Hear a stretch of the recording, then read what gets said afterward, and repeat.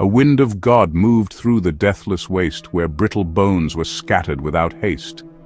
Can these yet live? The prophet dared not claim, until the voice called breath back by its name. The bones arose and sinews wrapped in fire, a nation clothed again with deep desire.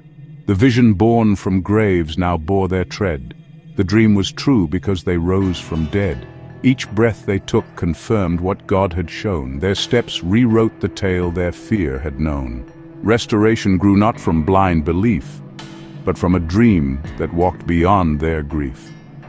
With bag in hand and face wrapped from the land, he dug the wall by night at God's command. The people watched and muttered with dismay. What strange deceit unfolds at break of day? They feared his sign, yet feared the truth still more. That exile waited at their very door, so laws were cast to bind what fear had stirred, but even chains could not unhear the word. The prophet's march provoked the inner war as silence thundered louder than before. Their eyes were blind, yet saw what he portrayed, and every step he took made truth invade. One eagle came and plucked the cedar's crown, and planted it where lesser roots grow down. Another came. The vine looked to the south. Its roots stretched out toward Egypt's honeyed mouth. This tale was no mere fable, soft and sweet. It mirrored Judah, bending to deceit. The parable revealed what was to be a nation cracked by its own treachery. No eagle saves the vine that scorns its root. It withers not by fate, but by its root. So judgment came, not random or unkind, but by the story mirrored in their mind. The voice declared, "You are the nation's eyes, the trumpet blast before destruction flies. If you should speak, the wicked man may turn, but if you fail, his blood, your hands shall burn." So every word becomes a sacred thread that weaves between the living and the dead. His silence tilts the scales toward wrathful flame. His voice may turn the cruelest heart to shame. Not cause and effect in linear decree, but watchful stance remaps the destiny.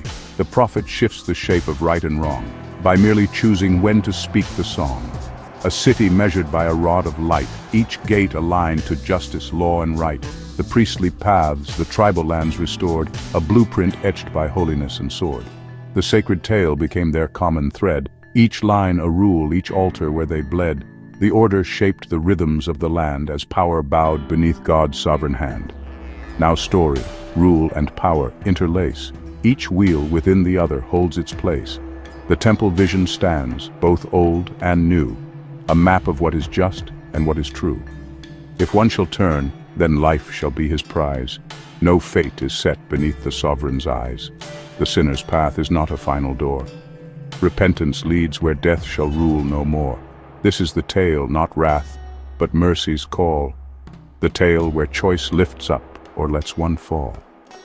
And when the many turn with hearts contrite, their joined return becomes a nation's light. So from the lone decision flows the tide, a shared new world where righteousness can bide. God's justice turns when will and tale align, and many hearts become a single sign, a